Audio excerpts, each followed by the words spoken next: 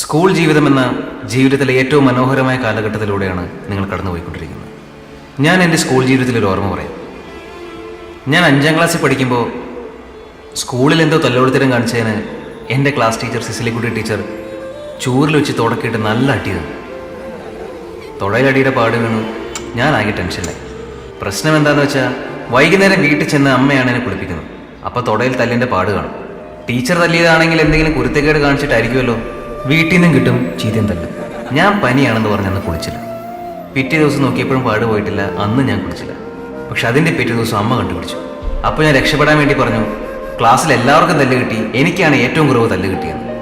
ഇനി അഥവാ എന്നെ തല്ലിയെന്ന് പറഞ്ഞാലും സിസിലിക്കുട്ടി ടീച്ചറുടെ അടുത്ത് എൻ്റെ അച്ഛനമ്മയും പോയി ചോദിക്കില്ലായിരുന്നു എന്തിനാണ് എൻ്റെ മകനെ തല്ലിയത്. ഇന്നും ടീച്ചറെ കാണുമ്പോൾ അമ്മ പറയും, ടീച്ചറിൻ്റെ അനുഗ്രഹം കൊണ്ട് അവന് നല്ലതേ വന്നിട്ടുള്ളൂ. ഇന്ന് കാലം മാറി. വിദ്യാർത്ഥികളെ അധ്യാപകർ തല്ലുന്നു എന്ന് പറഞ്ഞ് ഒരുപാട് കംപ്ലയിൻറ്റ്സ് എൻ്റെ പോലീസ് സ്റ്റേഷനിൽ ലഭിക്കുന്നുണ്ട്. എൻ്റെ അനുഭവം കൊണ്ട് ഞാൻ പറയുകയാണ്, അധ്യാപകരുടെ ശിക്ഷണത്തിന് സ്നേഹത്തിൻ്റെ ഒരു രക്ഷാ കവചമുണ്ട്. നാട്ടുകാരും പോലീസുകാരും നൽകുന്ന ശിക്ഷയ്ക്ക് ഈ സ്നേഹത്തിൻ്റെ കവചം ഉണ്ടാവില്ല. പണ്ടൊക്കെ സ്കൂളിൽ ബെഞ്ച് കയറ്റി നിർത്തുമ്പോൾ, കൂട്ടുകാർ കളിയാക്കുമ്പോൾ നമുക്ക് സാഹചര്യങ്ങളെ നേരിടാനുള്ള ഒരു കരുത്തും ഒരു റെസിസ്റ്റൻസും ഒക്കെ നമുക്ക് എവിടെ നിന്ന് ലഭിക്കുമായിരുന്നു. ഞാനിതിവിടെ പറയാൻ കാരണം, ഞാൻ ഇന്നലെയും കൂടി ഒരു ആത്മഹത്യയുണ്ട്. ഒരു സ്ത്രീ ഒരു കുഞ്ഞുമായി വെണ്ടുരുത്തി പാലത്തിൽ നിന്ന് വെള്ളത്തിലേക്ക് ചാടി. കുഞ്ഞു മരിച്ചു. അവരെ രക്ഷിക്കാൻ ചാടിയ മിടുക്കനായ ഒരു നെയ്വുദ്യോഗസ്ഥനെ കാണാതായി.